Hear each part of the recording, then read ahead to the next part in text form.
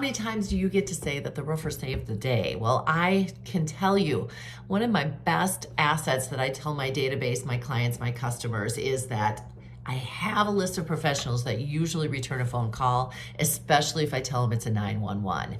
About 4 years ago, we were closing on a property up here in the beautiful Northwoods in January, which is always my least favorite time of the year and always demand a final walkthrough on the morning of closing, partially because of this. But I also happen to be trying to get on spring break with my family to take a vacation. So I had one of my buyer's agents do the final walkthrough on my behalf. And they walked into the house. I'll never forget it. I was walking through the Atlanta airport and she called me and she goes, Julie, there's water. The ceiling is caved in the kitchen and there's water running into the kitchen.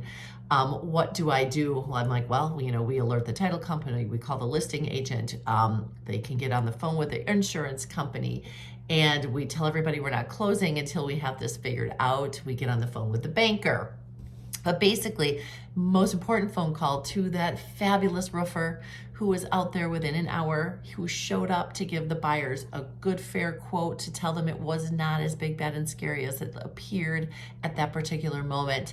And within 3 hours, we had a roof quote, we have the insurance contacted, we had the seller on board, the bank on board, and we were able to close on the following day. So it was one of those deals where, again, thank you to the roofer for returning my phone call when I said 911. And again, one of the best things we as real estate professionals can provide, in my opinion, is a concierge service of people who will answer the phone when we call them. So, you gotta love your roofer.